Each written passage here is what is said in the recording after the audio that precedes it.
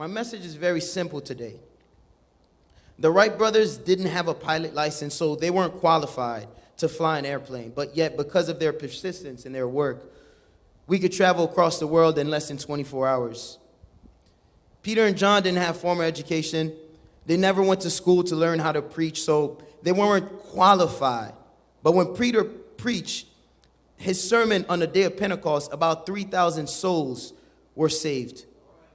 David never received formal military training, so he wasn't qualified to take on Goliath. But yet when the army of Israel was crippled by fear, a young David rose up with boldness and slayed Goliath. God doesn't call the qualified. He qualifies those he calls.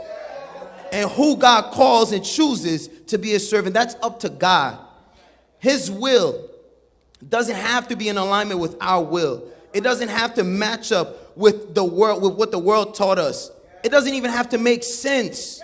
God does not have limits. And he moves beyond the box that we limit him in our minds. Isaiah 55:8, it says, "For my thoughts are not your thoughts, nor are your ways my ways, saith the Lord." So when God calls us, he equips us. He sets us up for success. He sends a helper. I want to tell you today, if God has called you to accomplish his purpose, don't expect that you will naturally be good at what he calls you to do. He doesn't choose the strongest, the most intelligent, the most powerful men or women of God to accomplish his will. In fact, in 1 Corinthians chapter 20, 1 Corinthians, the first chapter, verse 27 through 29, it says, "But God has chosen the foolish things of the world to confound the wise. And God has chosen the weak things of the world to confound the things which are mighty, and base things of the world, and things which are despised has God chosen, yea, and things which are not, to bring to nothing things that are." Why? "That no flesh should glory in his presence." You may not be licensed. You might have not had the proper education or formal training. You might have not been born into the wealthiest family.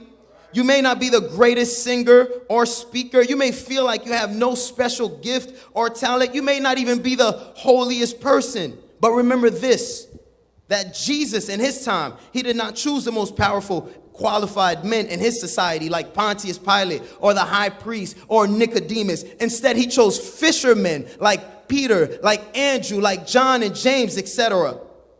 So it doesn't matter what anyone says about you. I want you to remember that. If he chose you and you accept the call, leave everything behind and follow him. Believe that God will provide the resources, the training, the education, the people, and everything that you need in order to accomplish his mission. Because God never sets you up for failure. If he calls you, it's already done. You just have to do your part and follow him.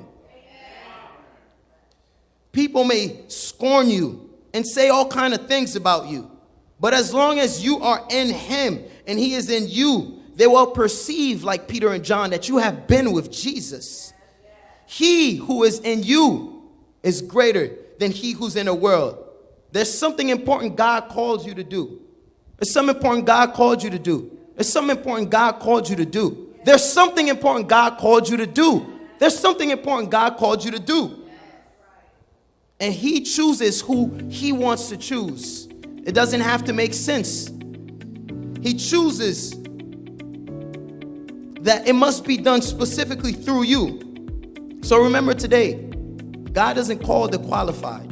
He qualifies those he calls. So be free in the spirit and know that God is with you and that you are blessed to be a blessing. Amen. Amen. God bless you.